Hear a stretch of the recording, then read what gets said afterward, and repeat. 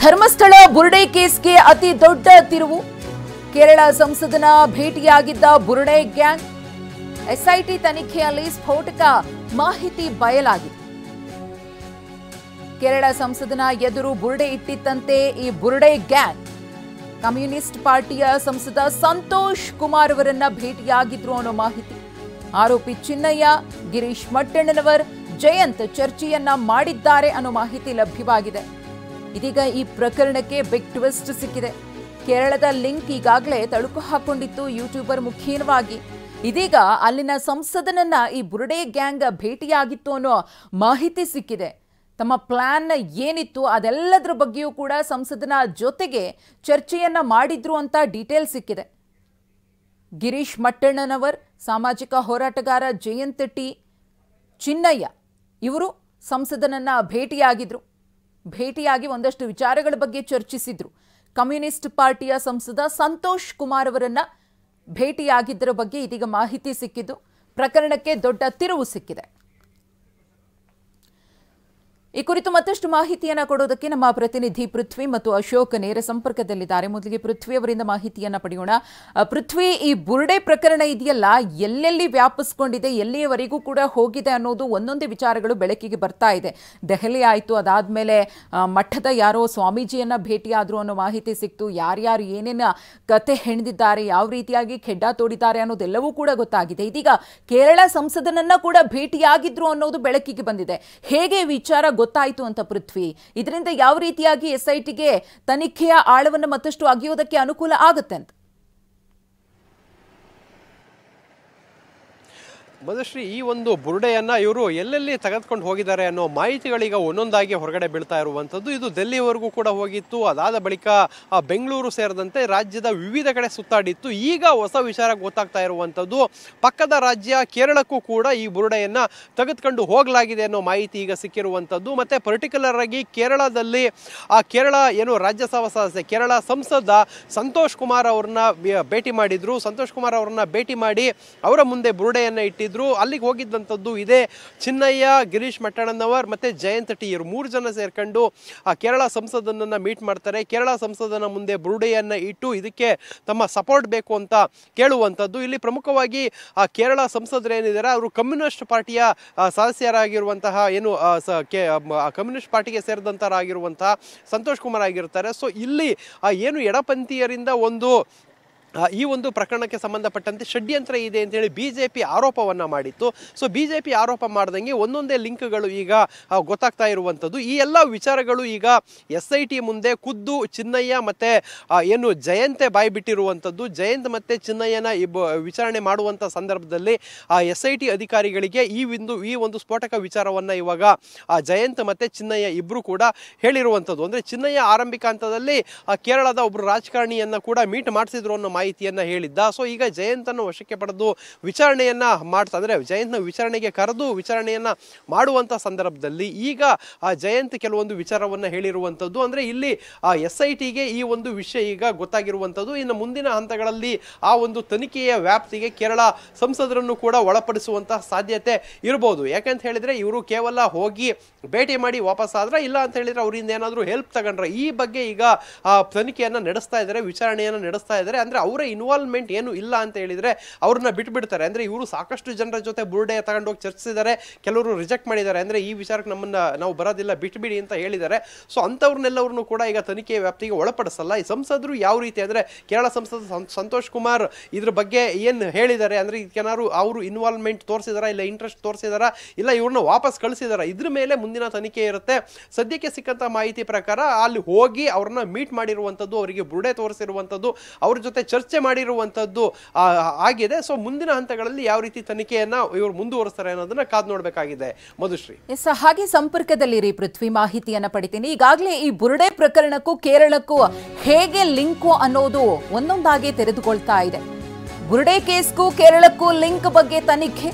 ಕೇರಳದ YouTuber ಮನಾಫ್ಗೆ SIT ಸಂಕಷ್ಟವನ್ನ ತಂದೊಡ್ಡಲಿದೆ. ಮನಾಫ್ನನ್ನ ವಿಚಾರಣೆಗೆ ಕರೆದಿದೆ SIT. ಇನ್ನು ಸೋಮವಾರ ವಿಚಾರಣೆಗೆ ಬರ್ತೀನಿ ಅಂತ ಮನಾಫ್ ಹೇಳಿದ್ದಾರೆ. SITಗೆ ಮೌಖಿಕವಾಗಿಯೇ ಮನಾಫ್ ತಿಳಿಸಿದ್ದಾರೆ. ಸೆಪ್ಟೆಂಬರ್ 3ರಂದು ನೋಟಿಸ್ ಅನ್ನು ಎಸ್ಐಟಿ ಅಧಿಕಾರಿಗಳು ಕೊಟ್ಟಿದ್ರು.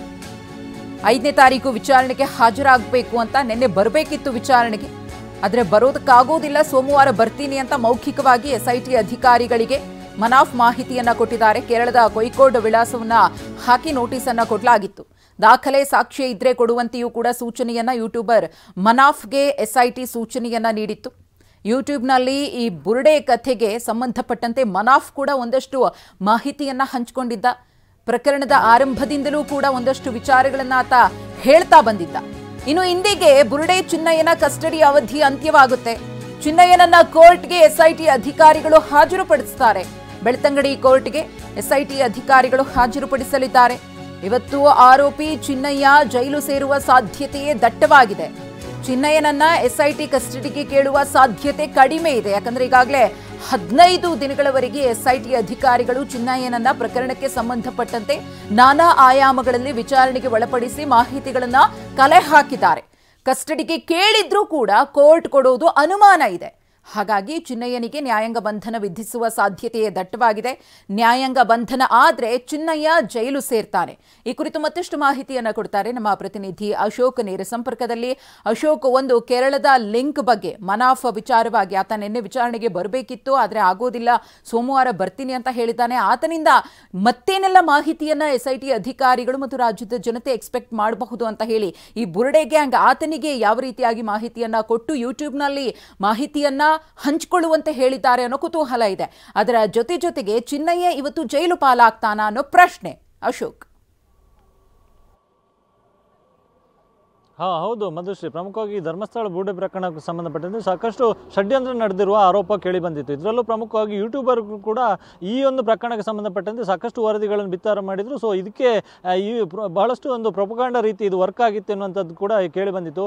ಈ ಹಿನ್ನೆಲೆಯಲ್ಲಿ ಈಗ ಕೇರಳದ ಯೂಟ್ಯೂಬರ್ಗೂ ಕೂಡ SIT ಅಧಿಕಾರಿಗಳು ನೋಟಿಸ್ ಮಾಡಿರ್ತಕ್ಕಂಥದ್ದು. ಅಂದರೆ ಮನಾಫ್ ಎನ್ನುವಂಥ ಯೂಟ್ಯೂಬರ್ ಎಂದರೆ ಈತ ಮನಾಫ್ ಯಾರು ಎಂಬುದನ್ನು ನೋಡೋದಾದರೆ ಆತ ಏನು ಉತ್ತರಾಖಂಡ ಜಿಲ್ಲೆ ಅಂದರೆ ಏನು ಶಿರೂರು ಗುಡ್ಡದೂರು ಅಂತ ಆಗಿತ್ತು. ಆ ಟೈಮಲ್ಲಿ ಒಂದು ಲಾರಿ ಮಣ್ಣಿನಡಿ ಸಿಲುಕಿತ್ತು. ಸೊ ಅದೇ ಒಂದು ಲಾರಿಯ ಮಾಲೀಕ ಈ ಮನಾಫ್. ಆ ಟೈಮಲ್ಲಿಯೂ ಕೂಡ ಸಾಕಷ್ಟು ಫೇಮಸ್ ಆಗಿದೆ. ಅದಾದ ಬಳಿಕ ಯಾವಾಗ ಈ ಧರ್ಮಸ್ಥಳ ಪ್ರಕರಣ ಬೆಳಕಿಗೆ ಬಂದಿತ್ತು, ಅದಾದ ಬಳಿಕ ಧರ್ಮಸ್ಥಳ ಪ್ರಕರಣದ ಪ್ರಾರಂಭದ ದಿನಗಳಿಂದಲೂ ಕೂಡ ತನ್ನ ಯೂಟ್ಯೂಬ್ನಲ್ಲಿ ಒಂದಿಷ್ಟು ಎಪಿಸೋಡ್ಗಳನ್ನು ಮಾಡಿದ್ದ. ಅದರಲ್ಲೂ ಪ್ರಮುಖವಾಗಿ ಚಿನ್ನಯ್ಯನು ನ್ಯಾಯಾಲಯಕ್ಕೆ ಹಾಜರುಪಡಿಸಿದಂಥ ಬುರ್ಡೆ ಏನಿದೆ, ಆ ಒಂದು ಬುರ್ಡೆ ಹಾಜರುಪಡಿಸಿದಂಥದ್ದು ಏನು 11ನೇ ತಾರೀಕು. ಸೊ ಆ 11ನೇ ತಾರೀಕು ಜುಲೈ 11ಕ್ಕೆ ಏನು ಹಾಜರುಪಡಿಸಿದ ಅದೇ ದಿವಸ ಈತನ ಒಂದು ಯೂಟ್ಯೂಬ್ ಚಾನಲ್ ಆ ಬುರ್ಡೆಯನ್ನು ತೆಗೆದು ಬಂದಂಥ ಒಂದು ವಿಡಿಯೋ ಕೂಡ ಪ್ರಸಾರ ಆಗಿತ್ತು. ಅಂದರೆ ಒರಿಜಿನಲ್ ವಿಡಿಯೋ, ಕಾಡಿನಲ್ಲಿ ಬುರ್ಡೆಯನ್ನು ಹೋಗಿ ಅಲ್ಲಿಂದ ತಗೊಂಡು ಬಂದಂಥದ್ದು ವಿಡಿಯೋವನ್ನು ಈತನ ಯೂಟ್ಯೂಬ್ ಚಾನಲಲ್ಲಿ ಪ್ರಸಾರ ಮಾಡಲಾಗಿತ್ತು. ಸೊ ಈ ವಿಚಾರವು ಕೂಡ SIT ಅಧಿಕಾರಿಗಳ ಗಮನಕ್ಕೆ ಬಂದಿತ್ತು. ಹೀಗಾಗಿ ಮನಾಫಿಗೆ ಈಗಾಗಲೇ SIT ಅಧಿಕಾರಿಗಳು ನೋಟಿಸನ್ನು ನೀಡಿರುವಂಥದ್ದು. ಈ ಪ್ರಕರಣಕ್ಕೆ ಸಂಬಂಧಪಟ್ಟಂಥ ಸಾಕ್ಷ್ಯಾಧಾರಗಳೇನಿದೆ, ಟೆಕ್ನಿಕಲ್ ಆಗಿರ್ತಕ್ಕಂಥ ಎವಿಡೆನ್ಸ್ಗಳೇನಿದೆ, ಸೊ ಅದೆಲ್ಲವನ್ನು ಕೂಡ ಹಾಜರುಪಡಿಸಬೇಕೆನ್ನುವಂಥ ನಿಟ್ಟಿನಲ್ಲಿ ನೋಟಿಸನ್ನು ನೀಡಲಾಗಿತ್ತು. ಕಳೆದ 3ನೇ ತಾರೀಕಂದು ಆತನಿಗೆ ನೋಟಿಸ್ ನೀಡಿ ನಿನ್ನೆ ದಿವಸ 10 ಗಂಟೆಗೆ ಬೆಳ್ತಂಗಡಿ SIT ಠಾಣೆಗೆ ಬರುವಂತೆ ಹೇಳಲಾಗಿತ್ತು. ಆದರೆ ಆತ ಮೌಖಿಕವಾಗಿ ಹೇಳಿರುವಂಥದ್ದು ನಾನು ಸೋಮವಾರ ಬರ್ತೇನೆ ಎಂಬುದನ್ನು ಹೇಳ್ಕೊಂಡಿದ್ದ. ಹೀಗಾಗಿ ಸೋಮವಾರ ಆತ ಬರುವಂಥ ಎಲ್ಲ ಸಾಧ್ಯತೆಗಳು ಕೂಡ ಇದೆ.